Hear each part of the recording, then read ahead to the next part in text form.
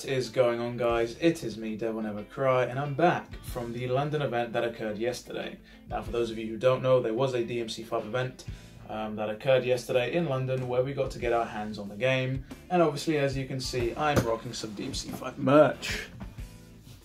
Looking clean, might I add. So, this video is essentially going to be focused on my thoughts, my reactions. Did I like the game? Didn't I? What was new, what was different, all that jazz. Going to be getting into the real nitty gritty. I'll leave some timestamps for you guys, just if you want to skip to certain sections of the video. But yeah, you've been warned. This is going to be a lengthy video. So without further ado, I suggest we just dive right. First off, I'd like to give a big shout out to Capcom UK. There were two employees there. I believe there was Matt Edwards, who is the community and esports manager at Capcom UK, as well as the other dude whose name, unfortunately, I didn't catch.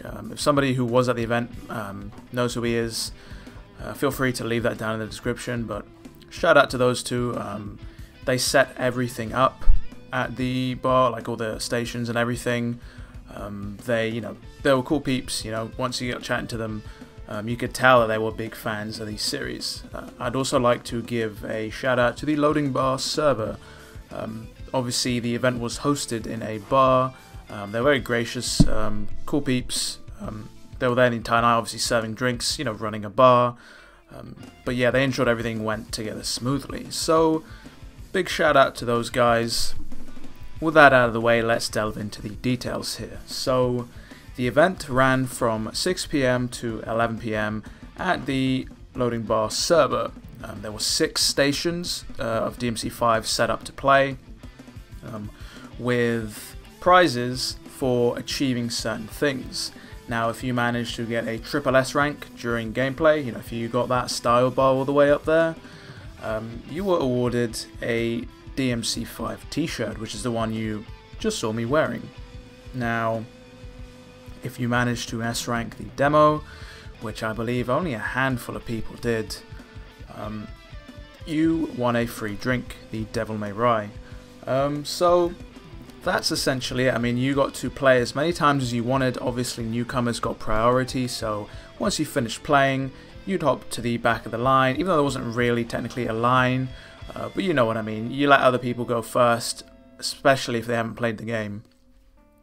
So that was essentially the gist of it. Everyone there was super chill, super nice, pretty cool atmosphere. People just doing their own thing. People supportive, asking each other for help. How do we do this? How do we do that? Or giving each other tips and whatnot. So it was a rather cool event. Now, unfortunately, I was unable to stay for the entire event, mainly because I had to drive back to my city at 5 AM. So I was only there for, I want to say 2 hours, 2.5 hours, which, could I have spent more time playing DMC5? Yes. Was there a possibility that I would be sleep deprived and crash my car if I did so? Yes. So I didn't want to take that risk. I played a lot. I played about 6 times. That was more than enough for me as far as events go. I'd say it was great. It was a success. Everyone had a smile on their face whilst they were playing. Heck, we even had Dante himself show up in cosplay form. Shout out to you, dude. It was cold as fuck outside, and for you to just be rolling around in DMC3 Dante's attire, take some balls, man, take some balls. But that is essentially the details for the event itself. Now let's get on to my experience with the game. Right, so what you're going to be seeing here is essentially my first playthrough of the demo. Now, as I'd stated, I'd played about 6 times. However, I was unable to record a lot more simply because I was not really focused on recording things, to be honest. I was just more enjoying myself, seeing how the game was, and considering there's plenty of footage of this demo out there, I thought one would be enough. So what you are seeing is my first playthrough. I've got a list of things here that I want to discuss, so kick back, relax, it's going to take some time. Okay, so first of all, just to get it out of the way, game is fantastic. The game runs buttery smooth. The graphics and the graphical fidelity is astounding, especially for a game that runs, at a rock solid 60 frames a second. But immediately getting into it, everything felt a little bit alien, and that's mainly due to the fact that I was playing with a Microsoft controller, with an Xbox One controller. Now, I've played DevilNeverCry on a DualShock all my life, all the way back to the PS2, back to the PC copies I have. They're all played with DualShocks, whether they're DualShock 3s, 2s, or 4s. All DualShocks, so this felt quite weird, specifically the size of the controller and the lock-on button. The lock-on button didn't really feel as tactile. It felt awkward to hold that lock-on button and sort of, get into a rhythm of things. Second of all, I want to discuss the fact that we weren't able to rearrange the control scheme at this point, so I was unable to map my, shoot button to a trigger, which would have helped immensely. But other than that, because obviously those are things that are out of my control, easily remedied. Obviously in the main game, I can put that aside. That's fine. Obviously, the more I played, the more accustomed I got to the controllers. So that wasn't an issue by, let's say, the 6th run or whatever. Moving on from that. Obviously I'm a big Nero player, I'm a big Nero fan, so this demo had me excited. So when they said that the game runs at a speed between non-turbo and turbo, they were correct. I went in there, timings were all off for me in terms of just everything, to be honest. I'm used to the games playing a little bit faster. So especially when I was attempting to jump cancel moves, the moves wouldn't even, they'd barely register before I was able to jump cancel. Or the fact that I was trying to buffer inputs, I guess you could say, but considering the game ran at a completely different speed, certain moves weren't coming out, so it was quite awkward. And that's likely what you'll be seeing here in this first playthrough. Now, there were a few things that you guys wanted me to sort of attempt. One of the first things was Nero's new dive move that was said to be mapped to forward, lock on and triangle whilst in midair. Now unfortunately that move was not in this demo, so I wasn't able to test that at all. People wanted me to test Nero, but maybe if Nero had a buster animation on things in the environment, for example the car and whatnot, that not in the game, so that's not there. Something else that somebody asked me to test was this idea that you could throw the boss in a specific direction, that you didn't have to throw him into the tower, and that is correct. You do not have to throw him into the tower. There was at one point a scenario where I threw him in the complete opposite direction to the tower. Didn't seem to do a lot of damage. So yeah, the whole thing with the destructibility, it's not sort of it's not canned animations. That's not just a automatic buster, automatically throw him into the tower. No, where you buster the boss, it means that you can throw him or put him into different scenarios, so it's rather interesting. It's pretty dynamic. But let's start at the beginning. So I get into the game and I immediately do what people have said that you could do, which is run and charge your exceed, and it felt amazing. It felt great. It felt a little bit weird with sprint kicking in, because I'd be revving the sword and trying to run at the same time, but the sprint didn't quite kick in, so Nero awkwardly sort of strafe walks, if you get what I mean, or like a light jog. That could be me though. That's maybe me, not waiting for Nero to break into a sprint before I exceed, which is perfectly fine. But things are just so smooth. One of the things that I wasn't really a big fan of was the, what would you call it? The animation where Nero runs with the Red Queen out, where he awkwardly, has to deal with the weight of the sword out by his side, and he's trying to sort of run. That happens for a few steps before obviously Nero puts the sword back on his back and goes into a normal run. Sort of like a potential delay between attacking and sheathing the weapon. So obviously this animation was pretty instantaneous in DMC4, where if you attack with a Red Queen, Nero putting the Red Queen back was almost instantaneous, and you can break into a sprint almost immediately. Now, similar to the Red Queen, similar to the Blue Rose, but obviously the Blue Rose, the animation for holstering that is a little shorter from what I could see. Now, getting into this whole idea of sort of recovery frames, right? You throw a move out there, and it seems to me that moves have more recovery frames, if you get what I mean, which is why I was trying to say, I was trying to buffer inputs to do this and that. DMC4, it was one input after the other, one attack after the other, whereas here it seems like certain moves have a little bit longer, like in terms of like recovery frames, so it takes slightly longer for you to recover before you can do another move. That's what it felt like to me. Now this may just be me like being unaccustomed to the game's speed, because as I mentioned, this wasn't really much of an issue once I got into the swing of things by, let's say, the third or fourth playthrough. So make of that what you will. You can corroborate with what other players have said. I haven't done too much digging into what other players have said, so it may just be me who has this opinion. But things are great. There was so the demo was on normal difficulty, I believe. The enemies took basically no damage.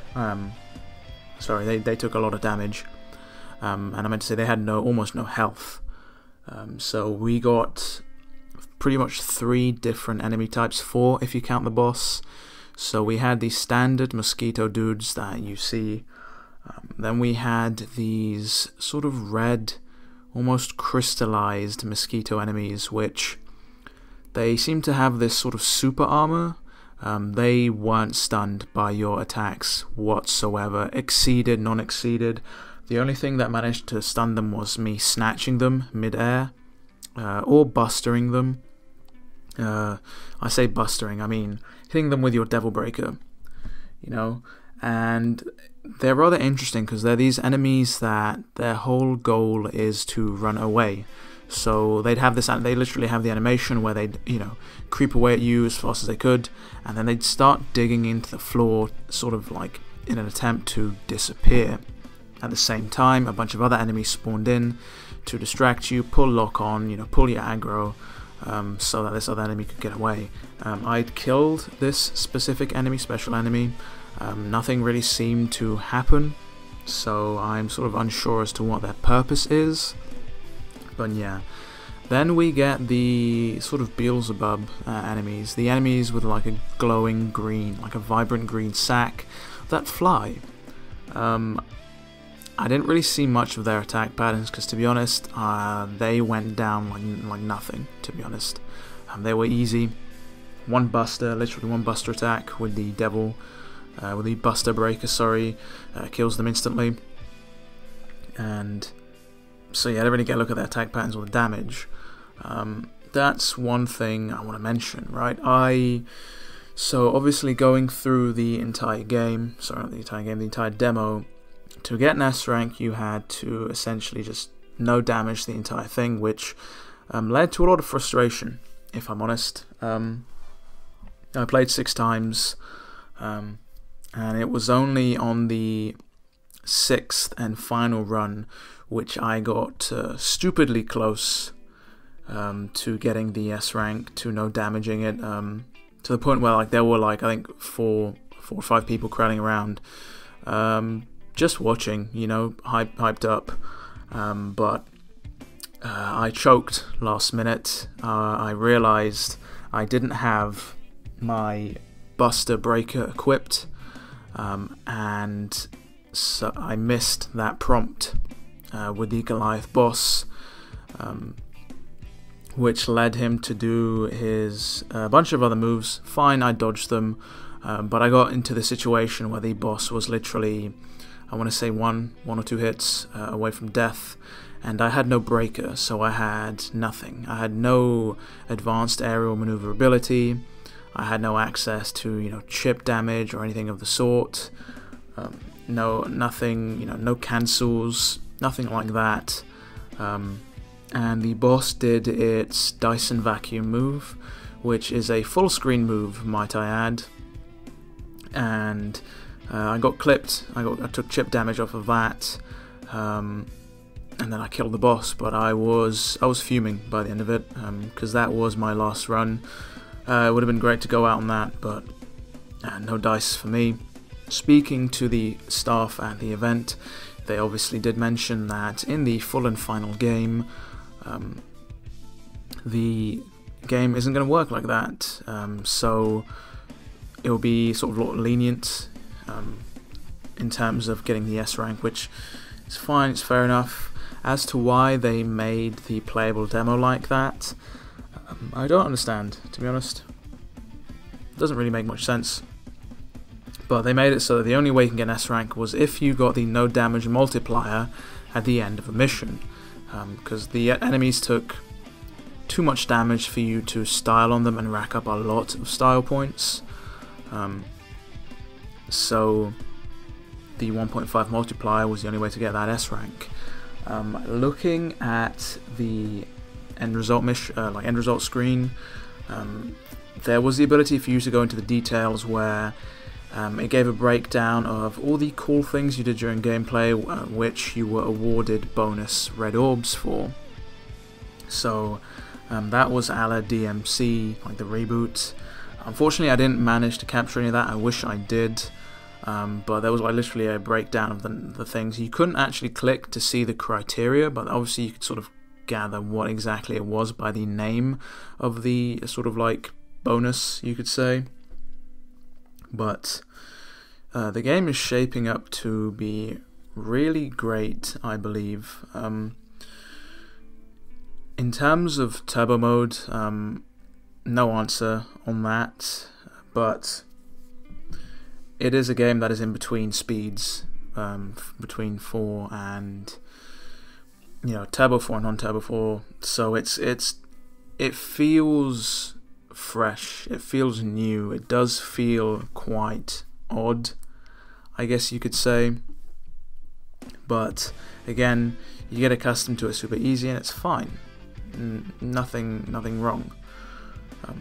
Some other things to touch upon was the Red Queen. I feel that it was slightly easier to get, you know, the exact or the exact timing.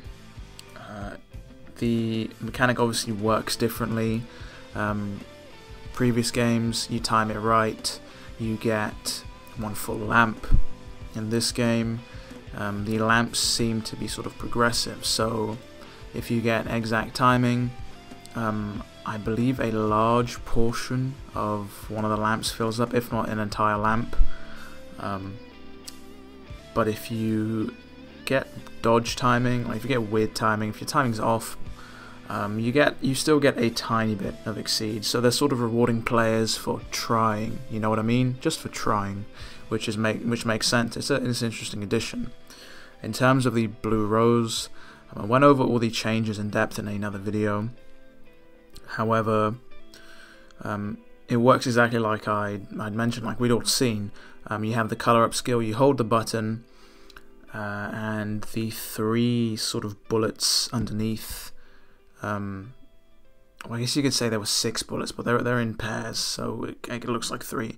Those bullets fill up, indicating that you have some charge shots to use. Now, one thing I found rather annoying was the fact that you couldn't store all the shots. You literally couldn't, because the moment you take your finger off of that of the shoot button, one of the charges is immediately used up because Nero just fires his gun.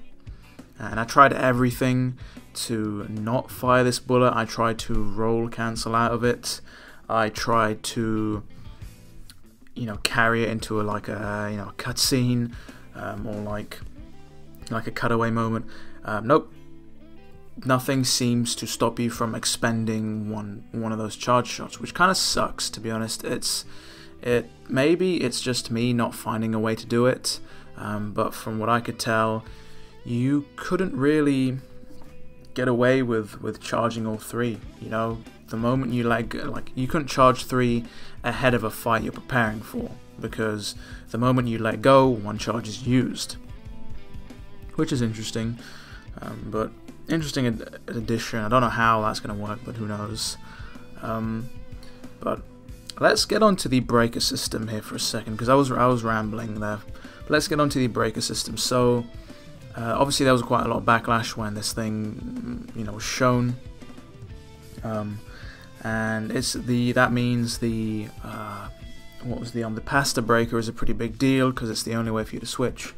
Now, for me, the breaker system was fine. It worked fine. Considering I played the demo a bunch, I knew where all the arms were. Of course, I found certain arms to be a lot more useful than others. Of course, just as my play style. Obviously your playstyle might differ, so you might find some other things more effective or useful, but for me, personally, the Gerbera arm and the Overture arm were my bread and butter. So the Gerbera arm, obviously, for maneuverability, it's a dodge. If you especially with the Goliath boss fight, where you could, snatch yourself in, attack, and then jump cancel off him. You caliber back in, jump cancel off him, but you were constantly jump cancelling, so the amount of times you could use Gerbera mid-air just kept resetting, so you could go in, attack, do your thing, and then get out. You could even dodge into him, attack, jump cancel, and then dodge back out. So the Gerbera arm was fantastic. Definitely going to be a staple of my loadouts. Also, for indoor crowd control, crazy. It's a crazy arm. For those of you who saw in my gameplay, when I got into the, I want to say bar or potentially hotel, when I got into the room after the loading screen, I used the breakage move on both arms, on both Gerbera arms, and they absolutely decimated.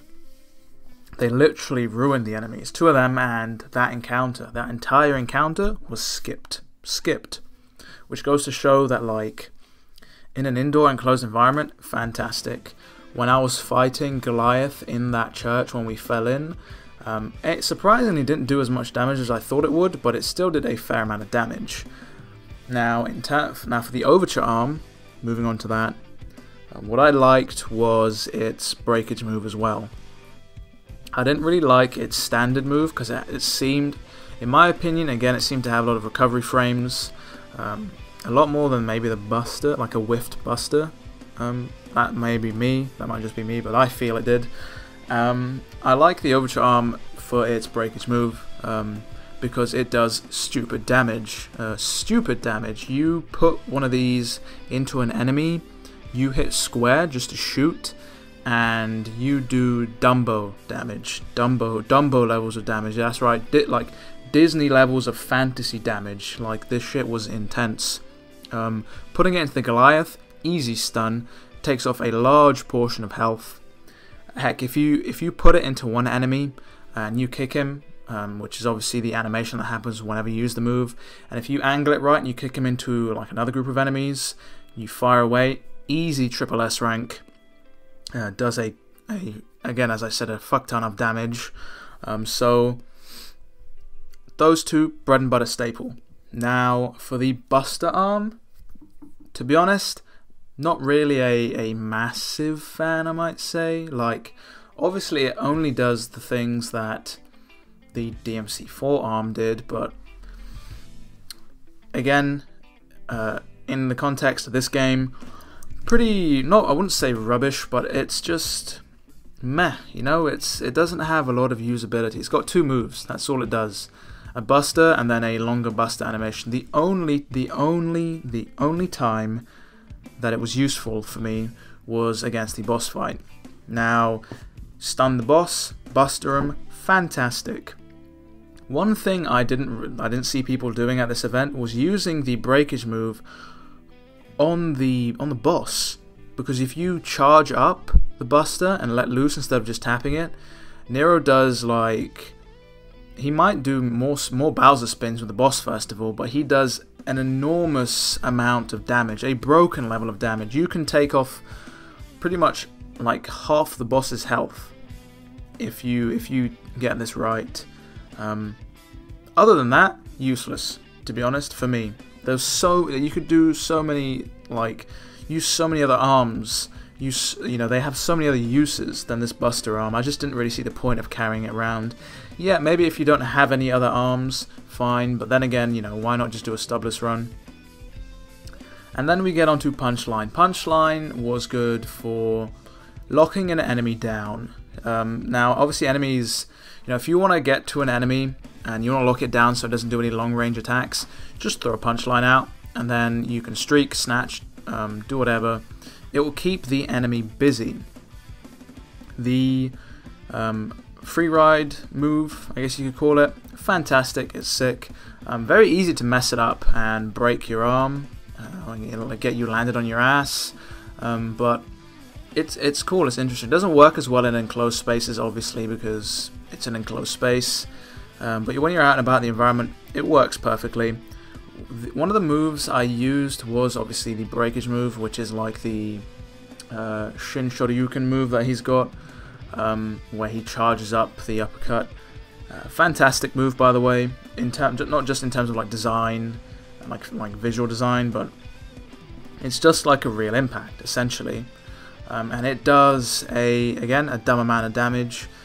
Precisely how much, I don't know, because obviously these enemies, the Mook enemies, die stupidly easy, so I wasn't able to grasp or get a grasp of how much damage that did, but again, far better than Buster, but it just, I wouldn't put it over the damage of Overture, and I wouldn't put it over the maneuverability of the Gerbera arm.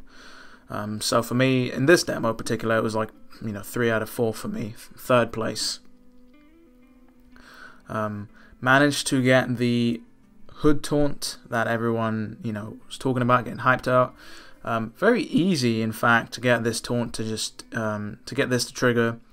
Just get a B rank during gameplay. And that will happen pretty quickly. That happened within like the first 30 minutes. 30 minutes, 30 seconds of a fight. First 30 seconds of a fight. You just mash. Okay, not mash, but hit the taunt button. If it doesn't happen again, hit the taunt button again, and eventually it will come on. There was only like once or twice where I pressed the taunt button and I didn't get what I wanted, but I simply pressed the taunt button again, and the hood taunt triggered. And I must say, it is smooth, sleek, smoking sexy, stylish. One of the things that I dislike, though, is the fact that it can be knocked off when an attack that doesn't damage you hits you. So when fighting the Goliath immediately, and I say immediately, opens up with this area of effect attack. Not really an attack, it's just sort of like the wind pressure coming off the boss, which makes Nero flinch, and it happened every single time. This move the boss does knocks the hood off, which kind of sucks, to be honest, because it's like, well, I didn't really get hit, so why, you know? Especially considering people want to use this as a marker for like a no damage run, as in like sort of to prove that you took no damage by having the hood on the entire time. Sort of like the kick me sign from God Hand, if you know about that. It comes off. So overall, to summarize Nero, he feels quite familiar, but at the same time fresh. You know, he's the same old, same old. You'll feel quite comfortable playing as him, but at the same time, it won't be too samey because you don't want players to get bored, right? So he's got some new tricks, and he does feel pretty fresh. But I would like to mention that split on that new input kind of did mess with my head at first a little, but now that I'm used to it, I think I prefer that to the old input. Saying that though, I don't think I can ever go back to playing DMC4 because DMC5 is just a new beast entirely. So we can't use it for that unless they potentially make changes to it, but we'll see how that goes. Now, in terms of other players, I believe when I'd left, I don't think anybody had managed to get an S rank, but doing some more research, two other players got S ranks, so shout out to them. But as I was saying, everyone else seemed to be competent at the game. There was an auto assist mode in the game. I don't think I saw anybody use it. I certainly didn't use it. But yeah, people seem to enjoy the game. So, and my girlfriend as well. Keep in mind, she does not play video games very much at all. She plays some, but she doesn't play anything like DMC. She's played a couple of missions of the first one, but she played some of this, and yeah, she found it fine. You know, the tutorials were there; they were nice and clear, easy to read. But yeah, it was easy for her to just pick up and play. I mean, obviously she wasn't, you know, amazing at the game, but she was competent, you know, and she even managed to beat a boss, to beat the boss. So, in terms of accessibility, they must be doing something right, considering that the high-level play is obviously still there, but newcomers can dive into the game, just pick up and play.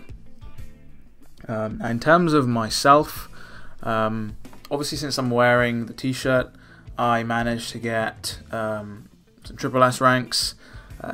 In terms of the style system, it's just like regular DMCs, to be honest. Like, I didn't notice it going up faster or, you know, slower than any of the other games. Obviously, crowd control, hitting multiple enemies with one move, doing a stupid amount of damage in a ridiculous amount of time, that will skyrocket your style grade. But that was the same with all the other DevilNeverCry games. But I must say, I did enjoy my time with the game. My hype has only intensified, it's only multiplied. In terms of getting answers from people, I'll run through that now. So, I asked about unlockables, not allowed to say anything. Makes sense. Turbo, not allowed to say anything. In terms of collector's edition, not really saying much on that. Same PR answer, you know, if there's demand. One interesting thing, however, that I would like to mention is apparently, before I get onto that, actually, let's get onto this. In terms of if there's going to be any other events, right? I was told that it depends entirely on sort of like their PR schedule. So obviously the people there didn't know much about, like, didn't know everything, right? Obviously they're Capcom employees, but didn't know everything. So they'd stated that it depends entirely on the PR schedule that they're, you know, going on, which makes sense considering, like, let's say they drop a public demo. What's the point of holding an event, right? Because then people can just play the game at home. So it depends entirely on that. In terms of asking about the public demo, yeah, but as I said, no answer. But the one thing I will like to mention, which, you know,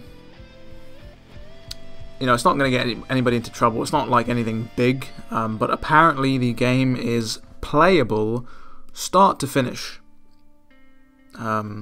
Literally start to finish. And that the team is now just working on polishing up the game. Take that as you will, I'm just excited that the main campaign, everything is playable start to finish. What exactly they're polishing up on, who knows? Obviously they're polishing up on the game, but like, are they like, working on DLC or unlockables or this and that? It's uncertain, but hey, the game was coming along smoothly, the event was a success, everybody enjoyed themselves, and yeah, the game is shaping up to be great. It has been me, DevilNeverCry. I would like to thank you guys for sitting around and watching this. This has been going on for about 30 minutes now.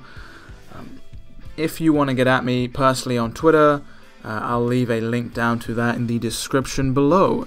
If you want to discuss DMC in more depth with some like-minded DMC fans, I'll leave a link down to my Discord below, so you can feel free to join that if you want. As I said, thank you guys for watching. It has been me, DevilNeverCry, and yeah, I'll see you guys next video.